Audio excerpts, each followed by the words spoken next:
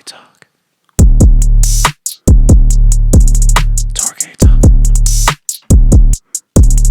TorgyTalk. TorgyTalk. TorgyTalk. And we're live. Welcome back to the show, everybody. And thank you so much to Ron Bloom for coming all the way from Evanston, Illinois to be on this beautiful show. Thank you so much for coming, man. Yeah, my pleasure. Thanks for having me. Yeah, man. For a lot of people that don't know, if you are in the comedy scene, you know who Ron Bloom is. I'm pretty sure. I mean, you know everybody. Everybody knows you. Yeah, I mean, you put a pretty big showrunner, I guess. Yeah, right. I mean, yeah.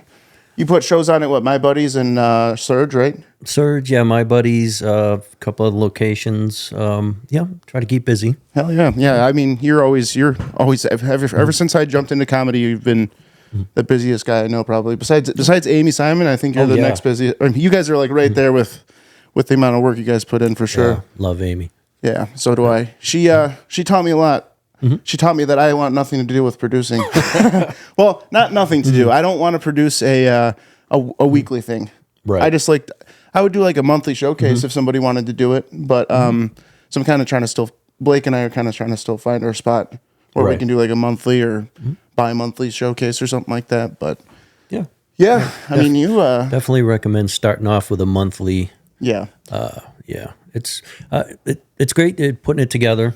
You know, you want to get the right lineup, and you want to give yourself time to promote. So Amy, she busts her ass putting on the shows every other week at the Gauntlet, the O'Donnell's. Yeah.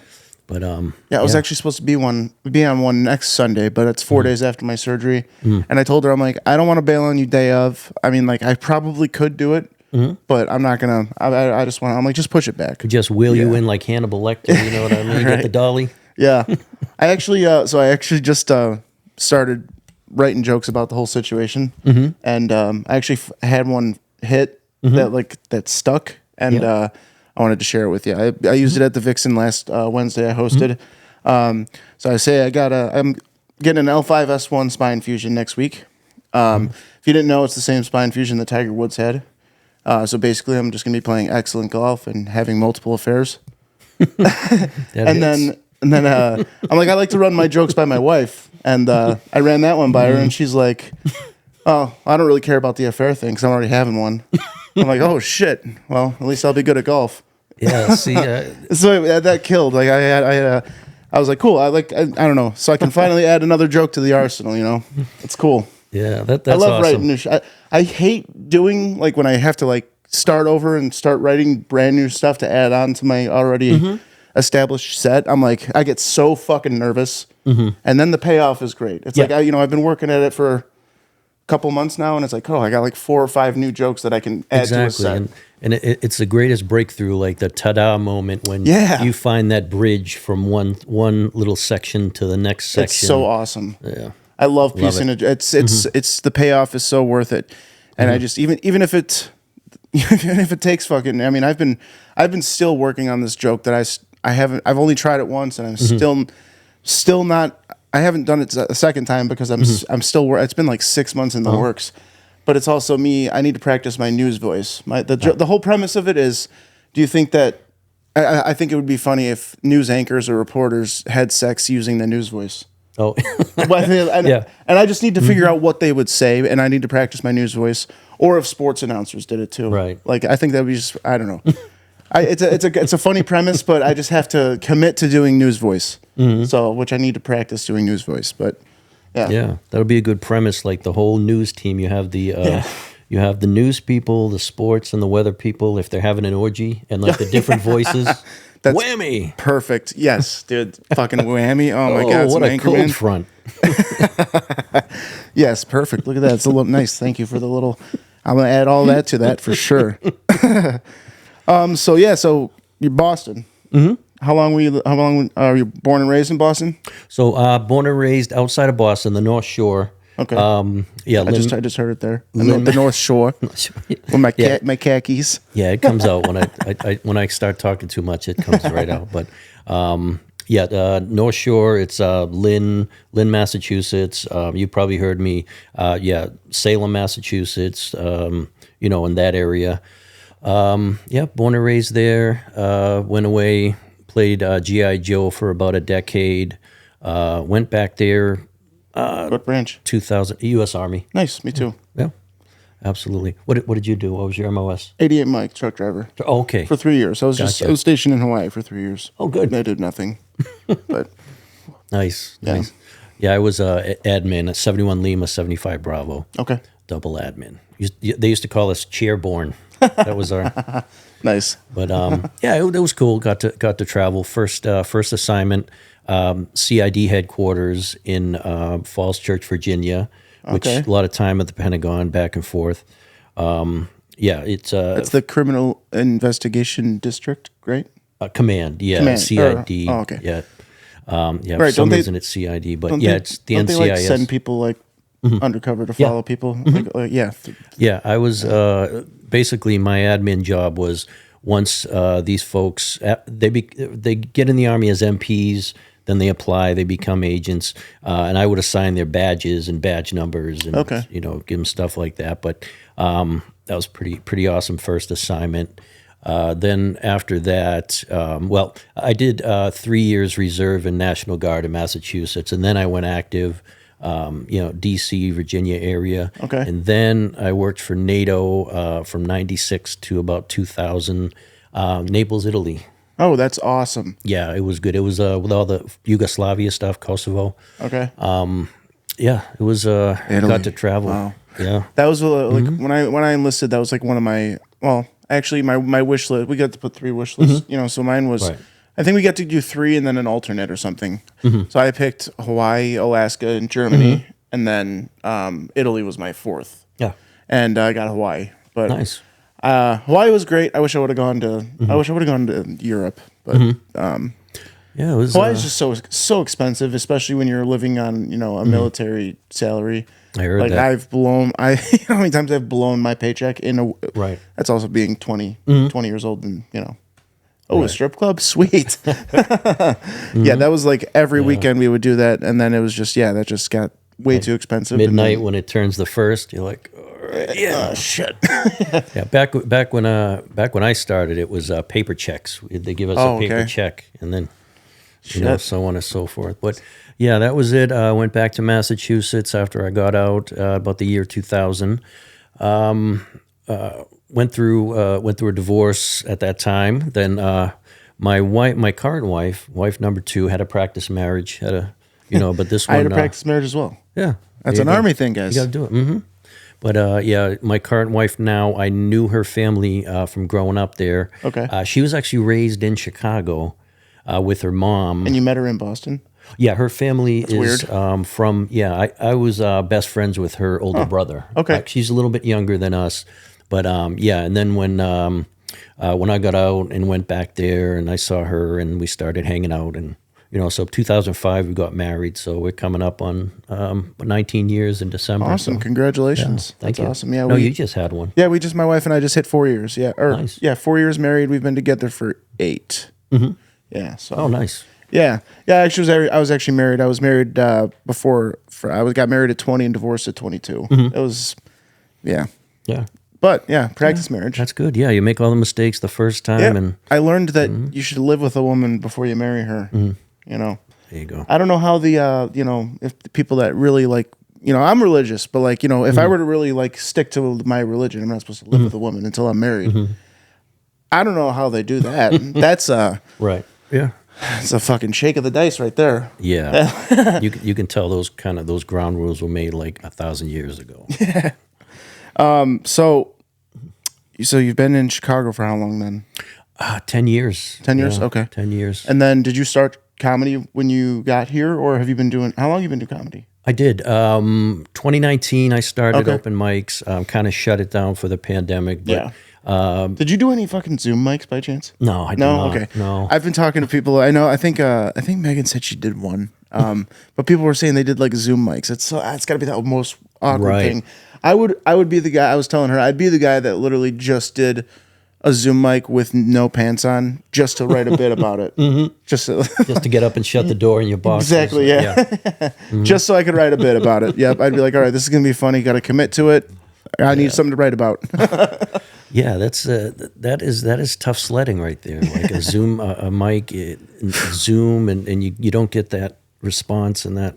Yeah. You know. One thing Jackman Johnson's been telling me about is I have an Oculus, you know, the VR. Yeah. He's been going. They have like he actually got a fucking VR show, like to do comedy. Oh, wow. Like he got paid to do comedy on VR. I'm like, huh.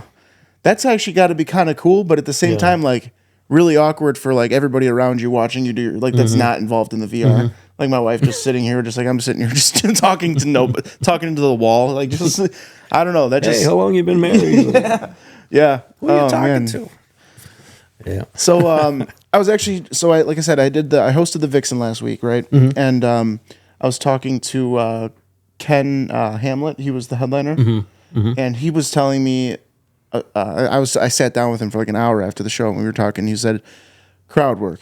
He said, I'd need to start doing crowd work. Do you do crowd work? I do just because I host. You know, I Right. host my shows, so I try to do a little bit here and there. I try to springboard like some material with the crowd, kind of get them going. I think that at the end of the day, I think the crowd they pay to watch us, but I think they love to be involved. Like Right, for sure. I do that. I produce that show called Comedy Confessions at the Make Me Laugh space. Okay. It's the third Thursday of every month. And basically the crowd comes in, they'll fill out these little confession forms, these little pieces of paper with confessions on them. During the show, the comedians, they'll get up there, they'll do their set, and then they kind of confess something to the crowd, and then they pull one of the confessions out of the bucket. Some people in the crowd, they put their name on it and some don't, but most of the time the comedians who've been around a while, they'll kind of figure out who wrote that. Because you could kind of tell, like when someone's thing is pulled, and they're like, you know. But and I think I think the crowd likes that. It's kind of different. They like to be involved. For sure. Yeah, I mean, I have been very fortunate of all the shows that I've run. We've really only had one like heckler. Okay. You know, generally you can go back and forth with the crowd. They love it and move on, but. Yeah, this one time at Surge, we had a heckler. She was she was in the bag. She had started way before the show. But, you know, in Surge, sitting at the back bar area of the room, you know, it's real close. So Yeah. So she was just literally trying to talk, and I forget what the joke was, but one of the comedians was up there, and he handled it professionally. We basically had to get her out of there because she carried it on to the next comedian that came up. But we've been very lucky. We've only had that one real bad drunk heckler where we've had to remove them. But yeah, to get back, long story long, yeah, the crowd work is good, man. I do enjoy it, and it kind of helps me springboard into some of my material, just depending on what questions I'm asking them, what's going on, da-da-da-da-da. But, yeah, I definitely recommend it. Okay. Yeah. See, I've been doing comedy since March of last year, so a little over a year and a half now. And I've had some like moments where like I've had shit pop up like during a show that I thought I'll acknowledge and it'll be funny, but I kind of just like as soon as that happens back to the material. Right. So like I actually had the last show, or besides the Vixen, the last show I did for Billy Long, it was a little bar show, and I'm sure you've heard the joke I have about my pocket pussy in the strip club. Yeah. So I for some reason I just stopped in the middle of that and was like, first of all, who here has a pocket pussy? Or who here has ever fucked a pocket pussy? And nobody raised their hand. I'm like, guys, come on, that's statistically impossible. At least one of you, because there's, I'm one person that has done it. There's got to be at least one more person. There's fucking 50 people in here. Yeah. There's got to be at least 4.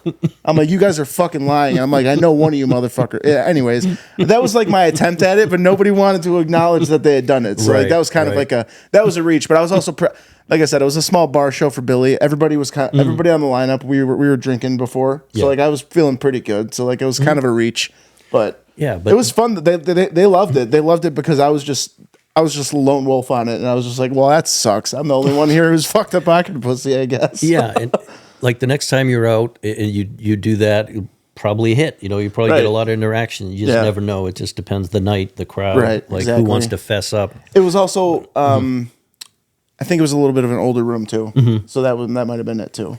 Yeah. Like it was my dad was there. A lot of the people that were there, their parents were there. So it was like and Billy's whole family was there too. But Billy said that his mom loved my set, so obviously I'm like, all right, perfect. All right. Yeah, I had saw Billy came out to support Friday night. I had a great show at Surge. Got to meet the Mrs. Long, so that was Oh nice. yeah, I never met Amy's her. great. Amy Yeah, Long's and great. we actually had Jordan on the show. She's great. Yeah, I love think Jordan. Jordan and Addison was on the show. I think they've been on here with you, right? Yeah, Correct? yeah. They've been on the couch. Jordan was 2 weeks ago, and then Addison was like a month ago, I think. Yeah. Yeah, they did amazing. So Yeah, they're both great. get some. Yeah, Definitely get Addison's some- been fucking grinding, man. That guy puts in the work. I mean, I do my 2-3 days a week. 3 days a week is me putting in a lot, but like I think the most I've done since I got hurt was four nights. Yeah. But I mean, it's just look where I live. It's Right. Two nights a week, 3 nights a week is a lot for me. So, but like he lives in Waukegan. His drive is just. I mean, he's closer to the highway than me, but Yeah. still he does put in a lot of work. Yeah, he was just on the he just did a guest spot on the Vixen on the show that I hosted, which I really think I should have. If anything, I should have tried crowd work on Wednesday. I was just very nervous about it. Yeah. But I warmed up a cold room with just my material. Yeah. There you go. So that was which I thought I did pretty decent at that. But yeah, I think that's a good way to break the ice too with the crowd. I feel like it's a good way to get them going. But then you see like some of my like favorite comedian like Shane Gillis. I talk about him a lot on this show, but he doesn't do any crowd work as far as I'm concerned. So Right. some people do, some people don't, I guess. But I'm sure he can do crowd work. I'm sure he just chooses not to, maybe. Right. But Yeah. so Salem, I love Salem witch trials. Yeah. You Yeah, is there like there's a museum over there about it, right? Oh yeah, A bunch of them. There's all kinds of museums. There's pirate museum there. There's different churches that are still there. You'll see a lot of the houses when you walk through Salem, any part of Salem, they'll have like placards on them. This house has been here since 1722, whatever. wow. But yeah, it's just real historic. They leaned into it, and yeah, it's a good time. I definitely recommend it. Anybody, Okay. if you go to Boston, it might take you about 45 minutes from Boston to get to Salem, but Yep, 22 miles. I looked it up before this. Nice. Yeah. Yeah. 22 miles. Yeah. So people that are listening, you're a little bit older. Just what was it like to Thank you. prosecute the witches? Oh, I'm sorry. I just had to make that joke. I was like, what? Maybe he'll appreciate a good joke. no, yeah. It's tough when the classmates start dropping out. You know what I mean? So hang on. So do you know? So I've heard like some like rumor or conspiracy theories that was like ergot poisoning or something that was making people think that people were witches. I heard that too, like some well water or some kind of thing, and then the hysteria starts, and then if a woman like sneezes, oh, she's a witch. Like, you know what I mean? That's wild. And I don't know if that's where the term mass hysteria, because it was Massachusetts, but I don't know. That's what I've heard too. Just because I watch all kinds of crazy stuff on History Channel and all kind of love a good conspiracy show. Oh yeah, me too. Yeah, no, my wife, she's like, he's from Boston. Ask about Salem. Ask about Salem witch trials. I'm like, oh well, okay, sure. So my wife usually, or she tries to do as much co-hosting with me as she can. Yeah. But it's tough when we have we got a 3-year-old and an 8-month-old. So it's like right. sometimes when her parents have the kids, then we'll do an episode. But she wanted to be on, but she couldn't. So Yeah. she's like, ask about Salem witch trials. I don't know if he's a Massachusetts historian, but he might know about it. Yeah, growing up in that area, man, that's basically what it is. You kind of pick up on that. But is your wife really funny but doesn't want to do stand-up? Yes, I think my wife is fucking hilarious. Like, Yeah. I mean, if you've listened to an episode of with her on here, she's very funny. She says some absurd shit. Some of the stuff I've told her too, I'm like, hey, you should just not say that out loud. Like one time she told me, she's like, I think she said eggs are dairy. I'm like, sweetie, those cows are dairy. And then one time we were driving past a cornfield, and that was combine plowing the corn. Yeah. She's like, I wonder if they're making wheat. I'm like, in the cornfield. I'm like, sweetheart, just keep that stuff to yourself. But she's like I said, she does say some. She's helped me on a lot of my jokes. Actually, she helps me on a lot of my taglines, and like she'll tell me if something's not funny, and she'll be brutally honest with me too. Yeah. She's like my biggest supporter too. And she would let me go down 4 or 5 nights a week if I wanted to. I just don't. I like being with my kids too. So it's like, Gotcha. it's. She's Absolutely. the biggest support though. I'm lucky. Yeah, my wife Rose, amazing, my favorite person in the whole world.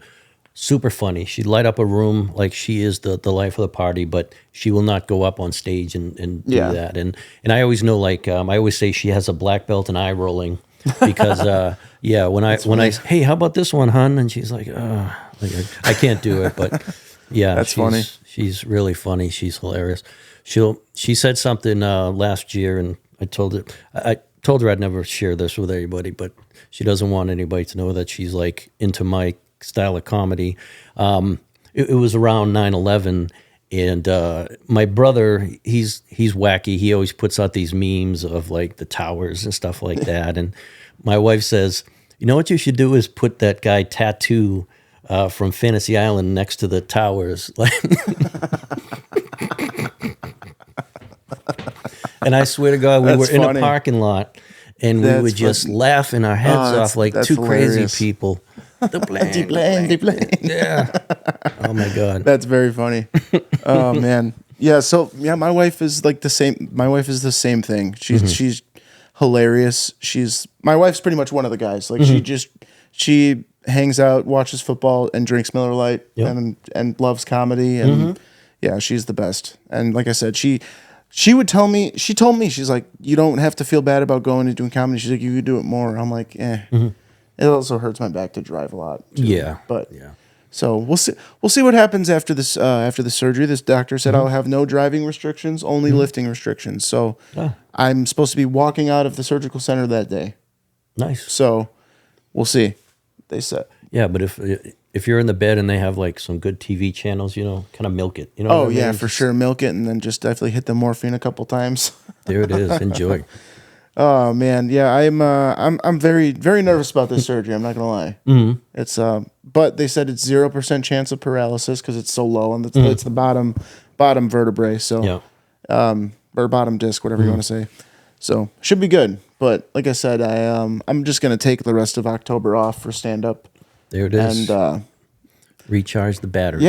Yeah, recharge the batteries for sure. I got a lot. I literally have a list of stories that I want to work out. So by the time I come back, I have a bunch of new stories I can try out. There it is. There it is. Because I'm just kind of trying to lean into the storytelling because like I have so many. Like I don't know.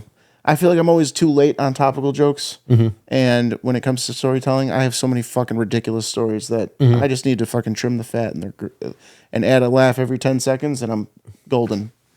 That's what I like about when the seasons, like we're coming up on Halloween, so I got a bunch of Halloween stuff that I recycle every year. There you go, yeah. And then you could just update it to whatever's going on. Like I can't wait for the 1 year anniversary of OJ's death, so I can bring my OJ joke back. There you go. Because after a year of him in the ground, the glove probably does fit with the amount of decay. Yeah. My I try to revive that one every couple of months. I'll bring it back and I'll be like, oh, how many months was it? 6 months? Like, hey, 6 months of decay might fit. We'll see. Yeah, that's good. Oh man, yeah. Like I have a couple like topical jokes that I don't know. Like when the submarine thing happened, like I had a joke about that I was too late on it. Like I had it written, but I bailed on it. I wanted to make a joke about playing video games because I guess the thing was controlled by a video game controller. I'm like, all they had to just do was R1, R2, low, 1, R2, left down, right up, left down, right up, or whatever. Anti-gravity cheat or some shit, And I was just too late on it because I wanted to do the legitimate anti-gravity cheat from GTA, so I took it too literal. And I could have just said any fucking, I took the joke too literal for myself. I was like, oh, if gamers hear that they're going to look, I could have said anything. And I just bailed on it. I was like, it's a really funny joke. What? So now when that comes up on the year mark. There it is. We're coming up on it, I think, aren't we? Well, you don't even have to wait. You can, with it being the end of the year, you can kind of do like a recap. Oh, what happened this year? Let's see. Yeah. You know what I mean? You can kind of. Yeah, that's a good idea. Yeah, because I was, That's what I'm always confused about, like with topical jokes. Like you can, I guess you can always bring it back. And yeah, there are some things like people flood like all the time. Like and like what was it when the Israel thing in Palestine first started, and everybody had a joke about it. when it's no more Walgreens, it's just Targets, or I don't know, whatever, but yeah, it was just kind of saturated. And then what's the big one now? People, anybody on the dating apps? All right. That's I'm like, if I did write something of that, I think I kind of lean into the fact that I'm older and I'm married, and one thing I did write a little bit about that because I've never had to use that. Who's got a real funny thing about that is Tony Castro. He's got a very, very funny. He's got a nice put together about dating apps and stuff like that. But yeah, my thing is, like, I've never had to use. I've never been on it, and I think the one joke I did write is, I think if I start a dating app, I think the first question everybody has to answer is, do you currently or have you ever had a cock? Because I think people need to know that. I think people, especially nowadays, it's very important. Lead with that. Lead with that, people. If you're going into a dating app and not leading with that, and you're expecting people to not think that you had one at one point, lead with that. There's an asterisk on that question because must be answered, like must be filled. You can't go on to the next page until it'll pop up that red asterisk and it says what you did wrong. Yeah, that you have to lead with that. Oh man. Fuck. But what do you prefer though? Stand up like performing to production. What do you think you like more? And also, between those two, do you like hosting more than stand up? Like, do you like just being on a show or hosting more? Gotcha.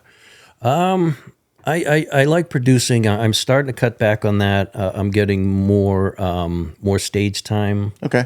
I got, my schedule's actually starting to fill up with invitations, so that's good. There you go.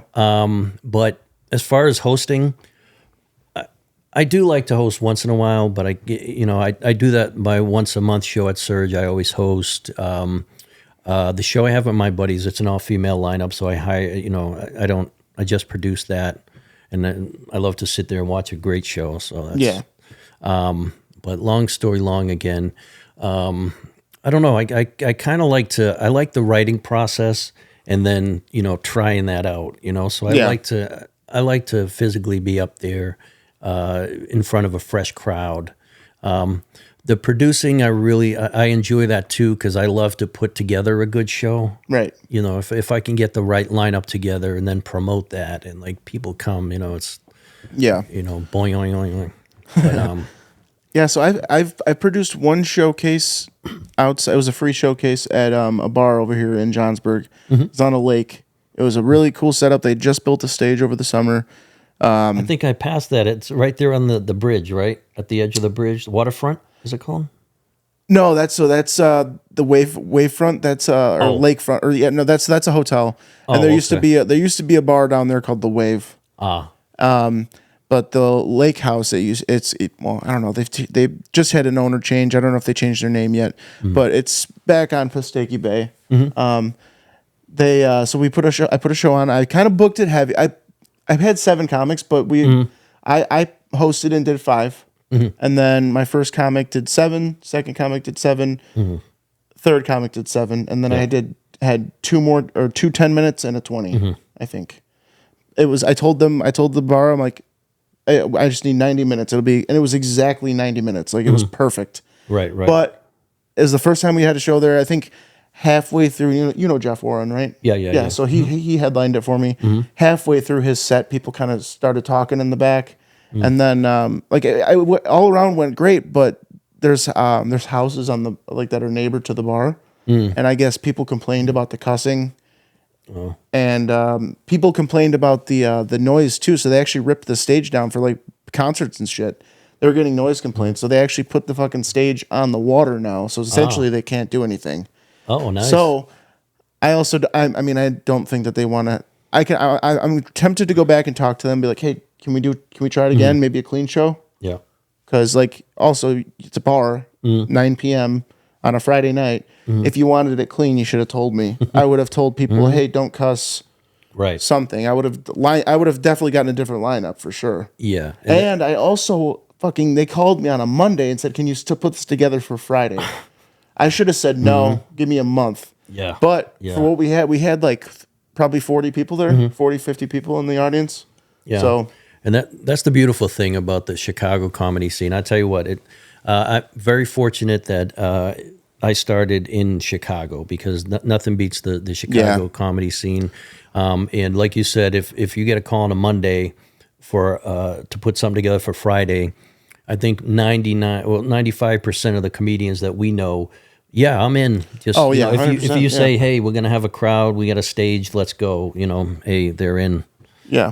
So. I mean, shit, even when I was having the writer's room open mic after the Gauntlet left at the Gambler, I mean, I would tell people like, and I wasn't lying too, we'd have 15, 20 audience members every week for the longest time until Summer started. Then they kind of died off. But we were getting like literally 20 audience members, and people would be like, they would say, fuck, I'm not going to the city, I'm going to go to here. And we would have like big nights. We had one night where we had 50 audience members at an open mic in a fucking back room, in that back room at the where the Gauntlet used to be. Wow. In that back room, we had like 55, 60 people because we had my buddy Sean, who was an ex-male stripper, host it, and he invited a bunch of his old stripper friends, and I don't know. Is that a mic in your pocket? Yeah. So instead of magic mic, it was open mic. Yeah. That's a good one. I like it. I love fucking puns like that. So off this topic of stand up, what do you do besides stand up? Like, I mean, you are, like I said, you are one of the busiest people I know. So, gotcha. Do you have time for anything else?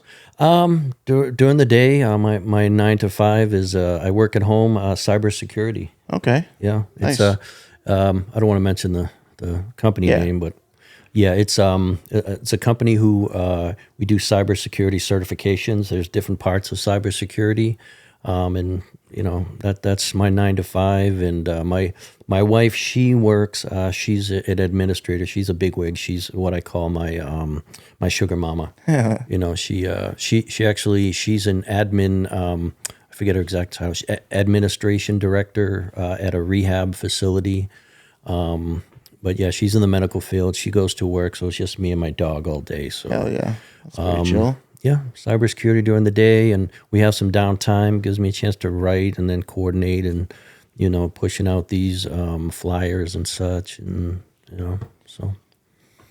Anything else besides that? I mean, do you like play golf or nothing? No. I've honestly never played golf in my life. Really? Fuck, Yeah, man. I love golf. And I was actually bummed because I was supposed to play with Sam over the fucking Sam Berry. Yeah. Because I mean, me and him have actually become pretty good friends over since comedy. Yeah. And this past summer especially, and I was like, fuck, man, me and him were supposed to play golf, and golf's so much fun. Yeah, he's a good guy.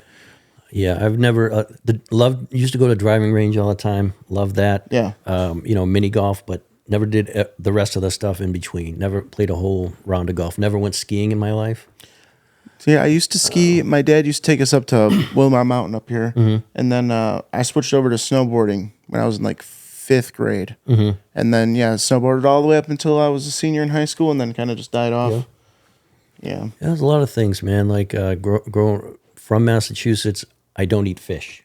Really? The only person probably. I love fishing. That's one of my favorite things to do ever, man. The bad day fishing's better than a good day. You just don't like fish? I don't eat it. Like my wife, she loves fish. She doesn't cook it because I don't eat it. But if I cook dinner, I'll cook her a nice fish or whatever. But yeah, I do like to cook though. My wife, she's a master chef. Like she'll cook everything. That's awesome. Once in a while, I'll jump in there and I'll do that. But yeah, I'm probably one of the few people. I'll eat other seafood, shrimp. I'll kill scallops. Oh, nice. Clams. Like basically scallops are my else, just favorite fish seafood. itself. Scallops are great. Yeah. I just went to Cooper's Hawk last night with my wife and my parents, and I got the scallops gratin. Oh fuck, it's so fucking good. I love scallops. Wow. So yeah. But boss, no fish, huh? That's cool. That's crazy. But hey, to each their own. But no, I'm the cook of the house over here for sure. Oh, nice. Yeah, my wife. My wife can get down if need be. She can throw it together. She used to not be able to, but she can throw it together now. She's the breakfast chef of the house. So on the weekends she does the breakfast for sure. But yeah, I'm like the typical white like the typical white American. I have a smoker in the back. Like yeah. Oh, nice. Yeah, it's great. Yeah. Yeah, I love. I'm gonna be making a pulled pork or a pork shoulder here pretty soon. And that's just it's so easy. It's fucking does itself. I have a pit boss, so it's like pretty much like a cheap Traeger. How long does it? How long do you keep it on there? So I will do for a pork shoulder probably 8 hours. I think at 250. Yeah, 8 hours at 250. What do you use for barbecue sauce? Do you whip up your own stuff? I have. So one time so the next time I do it, I'm going to make the same one I did. I did a cherry Coke barbecue sauce. Ooh. So I made it with cherry Coke, and I actually made it with, I had to pit an entire bag of cherries. Nice. And I added it with the barbecue sauce, and then I ended up blending it. So the cherries it was a cherry infused barbecue sauce, and it was fucking amazing. I made it for the AFC Championship game like 3 years ago. I made it. Yeah. Oh. Yeah. Wow. I love hosting events too. So like anytime we have big football, like for Super Bowl this year, I'm gonna be hosting Super Bowl, and I'm gonna be having a shit ton of ribs. You might have some beers, Chicago beers, playoff games this year. So hey, we might 4-2 going into the bye. Yeah, who would have thought that? I did. I thought that. I don't know. Essentially, the NFC North is I think the best conference in football right now. Oh yeah. The Bears are 4-2. The Packers just won today. They're 4-2. Yeah. And we'll see what happens with the Lions and the Vikings. But yeah. So you're a Patriots fan, right? Yeah, born and raised. Yeah. That's I'm a that's homer. cool. You got. At least you got your dynasty. Yeah, we did that. Now you're rebuilding. This is how it was when I was growing up. So it was. Oh, really? Okay. Yeah. We had those lean years. We did make it. We don't talk about it, but the 85, 86 season. I'm sure you remember that. I don't. I was too young. I wasn't born till 94. That's when the Bears beat us up. 46-10, I think. I didn't even get to fucking see it. Yeah. Yeah, so that was 85, 86, and then we went to the Super Bowl again in 96, I believe. Okay. The Packers beat us in that one. But yeah, then Mr. Tom Brady came out, so it's I was young for when the Bears went in 06. I remember watching Devin Hester return that opening kickoff. Yeah. And then I remember turning it off because I wanted to play PlayStation. I was like in fourth grade or fifth grade. I was like, I want to play video games. I should, and then I turned it back on, and I remember I got in trouble that night, so I was already upset, and then I saw the Bears score, and I just started crying my eyes out. So yeah, like I've never. That's the only thing I've seen. Like, and as an adult, we had 2018 where we had that double doink that fucked us. That's why I will never. That's why I always will hate the Eagles, because I had a friend that would just fucking shit talk me about it. He was an Eagles fan. I'm like, you're. Oh man. I felt bad for Cody Parkey. That guy literally got death threats. Wow, God, Robbie Gold, man, we should have never let him go. I don't know. So yeah, now it's like, so Drake May started today. He got 3 touchdown passes. Yeah, that's pretty. That's cool.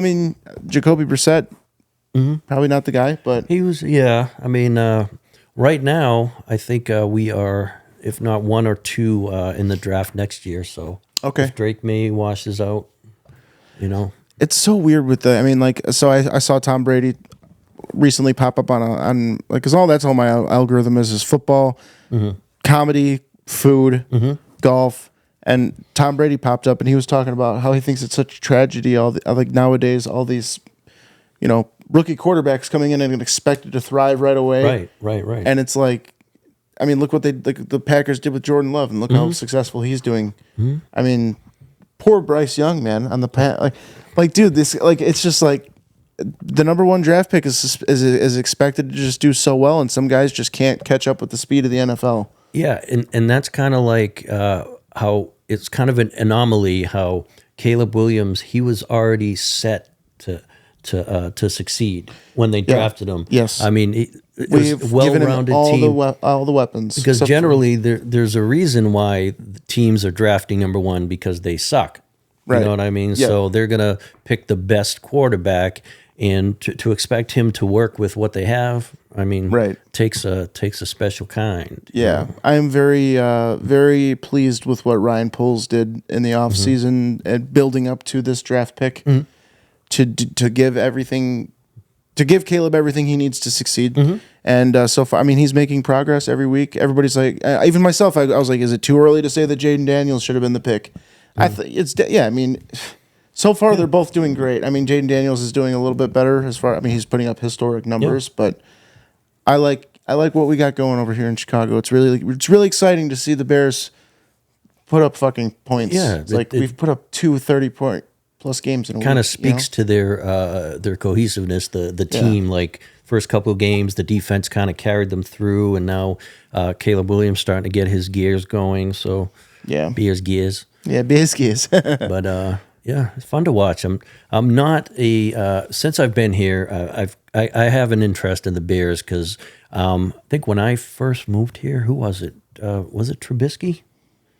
I don't know. It was like 2015 or something like that. Does it go back there? 2015. No, Mitch Trubisky was 2018. Was that draft? Oh, okay. Yeah. So let's see. So because I used to wake up, watch football Sundays, and the Bears they would always Cutler. Jay Cutler, yeah. So what would happen is they'd always be in it for like the first quarter and then slowly lose it. Like, and it's been just that ever since. But I got to give it to Chicago, man. The fans here, man, you can't beat that. They'll wear their gear no matter how bad everything is. So yes, but still have people wearing White Sox gear. So yeah. The Bears fans though. I'm not one of these Bears fans, but Bears fans, they will like they did a prime example with Justin Fields. They're like, oh, this guy's going to be the fucking savior, blah blah blah blah. And then the minute he fucking does bad, they fucking shit on him immediately. I was with Justin Fields from day one, and I was sad when they traded him. I'm happy when we have Caleb Williams, and I'm glad that he's doing well, and I'm glad that Justin Fields is doing well in Pittsburgh. But like the Bears fans are just, and then like also like being at like a Bears Packers game, it's just like just to see other Bears fans interact with Packers fans. It's like, dude, relax, dude. It's just it's like, oh man, I've gone to Lambeau and Packers fans are the nicest people I've ever met, and I'm wearing Bears shit. They're completely nice to me because they know that they've fucking have owned the fucking the rivalry for a long time now. And I'm hoping that it looks like nowadays the Bears Packers is going to be a lot more evenly matched. I don't think it's going to be one way or the other. I don't think it's going to be. I mean, I would love for it to be Bears every time, but I think it's going to be a little bit of both for the next few seasons. Yeah, I can see that. I mean, yeah, I love football, man. Yeah. Me and my buddy Jake actually just started releasing. I'm sure you saw every Wednesday we're releasing sports episodes now, and it's mainly just we talk about the Bears. And my best friend Jake actually he moved out to Michigan, so he's actually a bandwagon Lions fan now. But he's a Bears fan. He'll always be a Bears fan first, but he loves watching the Lions too because his fiance is a Lions fan. And so yeah, we just mainly talk about the Bears, and then we'll talk about headlines from the week. So. But it's, I mean, not a lot of guests that I have on like football, and I love football. And we're also going to I think we're going to start talking about hockey too, because I don't want it to just be football. I want it to be two episodes a week. I feel like the more content, the better. You know, I mean, and this is definitely a hockey town, one of the original. Yeah, you know, and that's one thing growing up in Boston too, man. The Bruins, they're kind of like they didn't win the championship that much, but every year is the playoffs for like 30 straight years. Really? But that's a cool stat. Yeah, I think was it the original 6 NHL? Yep. Yeah. So the original 6 was Detroit. Chicago, Boston, Detroit, Montreal. Yep, and then was it Toronto? Wasn't Toronto one of them too? See, I don't know why. You know, football and baseball are here. And then I follow hockey when it starts heating up because the hockey playoffs, man, they're pretty awesome. I used to follow hockey a lot when I was younger. And then, honestly, probably 2015 was when I kind of stopped. When I left, when I got out of the Army, it was like 2015, 2016 is when I stopped. But it was also really hard for me to watch football and hockey in goddamn Hawaii. I'd have to wake up at 6 in the morning on AFN. yeah, I'd have to wake up at 6 a.m. to watch a fucking Bears game. And when I was in between 2013 and 2016, it was not worth waking up for a Bears game at that time. But yeah, no, I used to love following hockey. I can't. I don't know. I used to love playing baseball. Can't for the life of me watch it. Yeah. But I can sit down and watch fucking golf for 5 hours. Yeah. So I'm a weird white guy. Yes. I love going to a baseball game. I actually went to my first Cubs game in a long time, or second Cubs game my whole life, but I haven't been since I was a kid. Yeah. And I've been a Sox fan my whole life. Uh-huh. And I actually transitioned to a Cubs fan. Transition. Yeah. So yeah. Yep. But, so now I'm woke and gay. But yeah, no, I don't think that I don't watch baseball enough for me for it to really matter. I'm a Chicago fan. When the Sox won the World Series, I was ecstatic. I was way younger, but when the Cubs were in it, I was rooting for the Cubs. Like I want Chicago to win. I don't give a fuck that much. I'm not gonna. I have some diehard Sox fan friends that were like, "No, you're not a fucking fan. You're not a true fan." I'm like, I like Chicago, dude. You really want fucking whoever the fuck they were playing to win? Yeah. You were talking about the Bears and Packers. It's kind of like growing up Red Sox Yankees. That's a historic rivalry. I love sports history. So like, I would love to go to fucking Fenway too. Do you know there in Chicago there is a Boston bar? There is a sports bar. Really? Yeah, it's called Tripoli something. I forget the rest of the name, but yeah, it's from Boston fans. You go in there, That's cool Red as fuck. Sox, Bruins, Celtic stuff. Yeah, I'll have to check it out. Awesome. No, my brother actually just went. Him and his wife just went on a trip to Boston recently, and they went to a Red Sox game. And I would love to see Fenway. That's super cool. Like I said, me seeing Wrigley for the first time in 20 years was enough for me to switch over to being a Cubs fan. I literally did it just to piss off my Sox fan friends because they know I don't get like hey, you want to go? I'll go to one baseball game a year just for the tailgating, mainly. And now, if it was football, I'll never switch from being a Bears fan. I'm doomed with that for my life. Yeah. So, and if my kid is smart, he'll choose otherwise. That's cool though. You got to see a fucking dynasty, man. Fucking 6 Super Bowls. Yeah. And then, well, hang on. Did you say they won in '96? No, they lost. No. Okay. Yeah. So the Tom Brady dynasty, was that the only Super Bowls you guys have? Yeah, that was it. Okay. Wow. We didn't come to existence till like the 60s. Okay. The Patriots. Yeah, like growing up, why isn't the Patriots America's team? Exactly. Doesn't that Thank make you. sense? I hate the Cowboys. Fuck the Cowboys. They're just- self-declared America's team. exactly. I thought it should be the Eagles because of Philadelphia or Patriots. Yeah, red, white, and blue. Right. That makes. I mean, a no-brainer. But yeah, but whatever. I don't know. I think actually the Bears should be the fucking. They should be the fucking America's team. Everybody just eats fucking Italian beefs and just I don't know. Nobody wants to be a Bears fan. Love it. Love it. So I got 2 more questions for you. These are so I've been meaning to ask this to a lot of guests and I keep forgetting, but this is going to be a new question that I ask every week. So if you were to do stand up in a alternate universe, it could be a TV show, a movie, a fucking comic book. If you were to do stand up in any alternate universe, what would it be and why? So like I think I said the first time, I think it would have been like Game of Thrones, like me with an old fucking English accent talking to, fucking tomatoes getting thrown if I fuck up, like that type of shit. Right. Wow, that's a good question.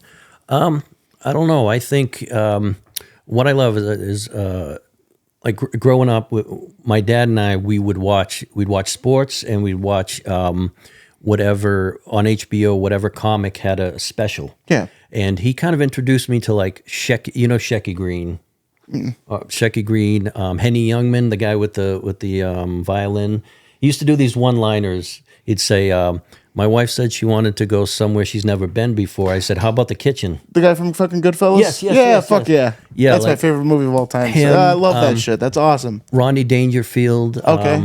What's his name? Stephen Wright. Okay, Like he was a big thing. So that was the kind of thing. I would love to. Big Al's a huge Stephen Wright fan. She told me about him. She got me to listen to him. So that would have been me in Goodfellas instead of Henny Youngman. Okay. Stick me right. That's in there. awesome. It's like a dinner club type of shit. Yeah, that's exactly. awesome. Kind of, hey, all right, that's all for me. Here comes the Rat Pack, or you know, Okay. some cool like That's a that. cool Maybe one. on the Vegas Strip. That's an awesome answer. I love that. Yeah.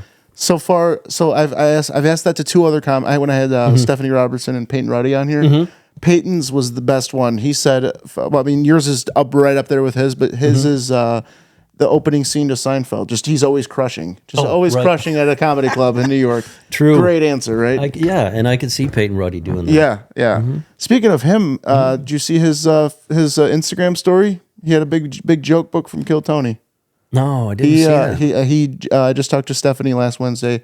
He got on Monday, Oh, nice. so his episode should be coming out soon. Yeah. And Chris DiStefano was one of the judges on panel, or nice. one of the panelists, and he just asked him to be on one of his shows. That's awesome. He's I mean, doing he big is so things, man. he is fucking hilarious. Yeah, doing And- big thing. He was with Craig Robinson not too long ago. I saw. Yeah.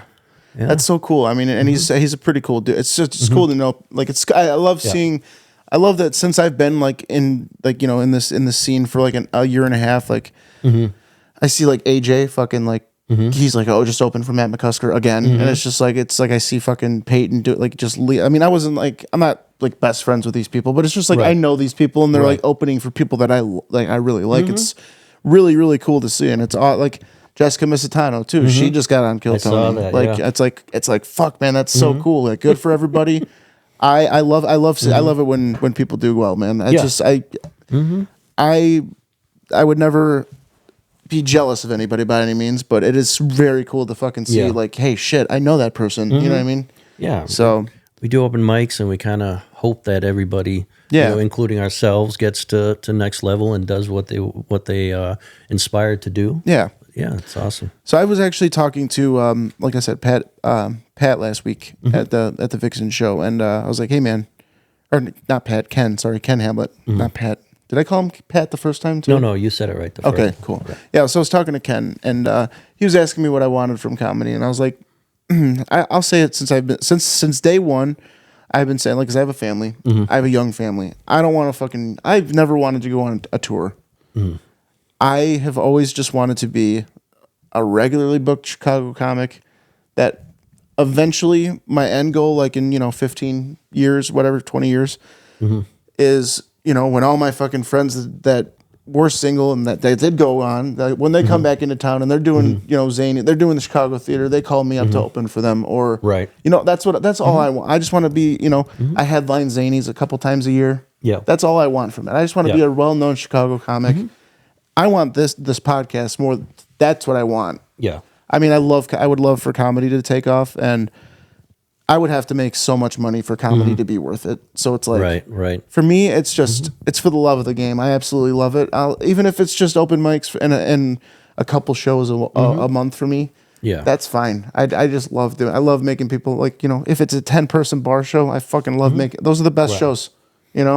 I'll never stop doing it. I don't think. Yeah, and I love to follow these people's stories. Like people we do open mics with, they go on the road, maybe 2 or 3 of them, and they go to these different cities. Being married, like that's not in my wheelhouse. Yeah. Like I'm not gonna travel to see. I might go to Indiana to do a show, maybe Wisconsin or whatever. But for them doing road trips and even going down to Austin. I see what's his name, James Najjar and Harold Harold Patrick. They take road trips down there. I would love to go to Austin for a road trip for sure, at least once. I want to take a road trip and go for like a week or two, enough to try to put my name on the Kill Tony list twice. Yeah. That's what Big Al just did. That she went out there and she said she did a bunch of open mics, and she said it was really really fucking cool. Yeah, but it's so overpopulated there right now. Right.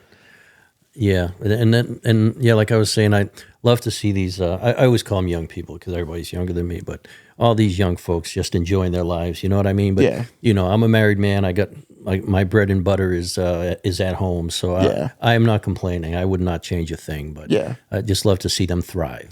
I love it too, man. Like I said, just seeing fucking like Peyton and AJ just like opening for, because I love Matt McCusker. I'm a huge Matt McCusker fan, and just like that shit is, it's so cool to see stuff like that, or like Ken told me, he said that he opened for fucking Eddie Griffin. I'm like, God, that's so fucking cool, dude. Wow. Like he's open for Eddie Griffin. Then he also, I forgot who he said, but he just did like last year or the year before, he just did he opened for somebody at the Chicago Theater. It's like, holy shit, that would be cool. Like if I had an end goal in comedy, I would like to do a spot at the Chicago Theater one day. Right. I mean, I'm nowhere near ready for it now. I mean, I'm only a year and a half in, but if somebody told me, hey, can you do a 10-minute spot at the Chicago Theater this weekend? I'd be like, yeah, absolutely. 100%. I'll be there. I'll be fucking throwing up before the fucking show. But that's another thing about me, man. I get really nervous before shows. Depending on the show, I can get pretty nervous to the point where I'm fucking like about to puke. Yeah. And until the first joke comes out, then I'm good. But I don't know. And then the final fucking question that I've been actually asking the last few guests. It's your final meal. You're on death row. What's your final meal? I've been following this before you answer. I've been following this guy on Instagram. He's been going through all like anybody that he can find that has ever gotten the death sentence and then eating their last meal request and then ranking it. Yeah. I just thought it was a really cool like niche like thing that like damn, that's a really cool idea to make videos on. And I watch every single. I've seen he's got like 100 videos. I've seen every single one of them. Wow. Yeah, that's interesting. For me, not to brag, but my wife, she makes these egg rolls, but they're full of steak and cheese. Steak and cheese egg rolls, and I could just eat them all day. And then, do you dip them in anything? Yeah, she makes a sauce. She makes a sweet and sour type sauce with a little zing in it. Oh, that sounds delicious. Telling you, she, not to brag, we're kind of working on getting her a food truck. Really? Yeah. That's fucking sweet. Yeah, and I came up with the name like Rosetta's Worldwide because like one day she wants to do like Italian, then she could cook Chinese food, and That's then sweet. like Greek food. Like she'll make me homemade, everybody says gyros, but it's gyros. Yeah. So that would be mine, man. The freshly made egg roll, steak and cheese egg rolls with that dip and sauce, and I would be good. That's it. Perfect. There you go. I said the last time, I think mine would be like I went through like a whole 5-course meal. I would say that I would literally go Caesar or no, hang on. I think I said calamari. Fried calamari, I think, for an appetizer. Caesar salad, French onion soup, fucking fat ass prime rib with mashed potatoes and some asparagus. Nice. And then some cannoli cake. My buddy brought me, after the accident, one of my friends from work brought me this stuff called cannoli cake that his friend's family owns this company that makes this cake. I'm not a cake guy. And this was fucking phenomenal. I was like, holy shit. Other than that, I would eat pie, but yeah. I don't know. You got any shows you wanna plug? Kind of excited. This Wednesday, I'm making my debut at the Comedy Bar. Ooh, fuck yeah! Right above Gino's East, right? It's a guest, it's a guest spot on Ruben's show, but Ruben Ramirez, invited right? me. Yeah, yeah, okay. Yeah. Very, very funny guy, very hardworking guy. Love him. The 30th of October, I am at the Bug House Theater. Rennie Blackett's show called Just Rants, I believe it's called, and then. The 31st, on Halloween night, it's going to be myself, Erica Switzer, Calvin Wayne, and Just Jeff. We have a 4-person show at the Lincoln Lodge. Okay. So that Sweet. should be exciting. Yep. And then I got my monthly shows. First Friday of the month at my buddies, the Ladies of Laughter. Second Friday of the month, we are always at Surge Hot Mic. Going to have you when you're all recouped. Perfect. Thank you. And then the third Thursday of the month, we have Comedy Confessions that Make Me Laugh on North Lincoln. So, cool. Yeah. Awesome. Like I said, guys, right there. Busy fucking guy. He's always putting on shows in Chicago. So if you want to go see some shows, run those back. Go follow him on Ron Bloom Productions, right? On Instagram? Yep. R. Bloom _ Productions Instagrams. Yeah. Like I said, he's always putting on shows, always hosting shows, always doing shows. Yeah. So, like I said, man, thank you so much for making the drive up here. I really do appreciate it. Absolutely. My friend, I'd love to have you back anytime you can. But yeah, so I will, probably won't see you till November, but Yeah, like I said, thank you again. As soon as you got the smoker going and Oh fuck yeah, Bears playoff games. yeah, shit. You'll be invited to my Super Bowl party if you want. Nice. Perfect. Cool. All right. Well, we'll see you again next week, guys. All right. Peace.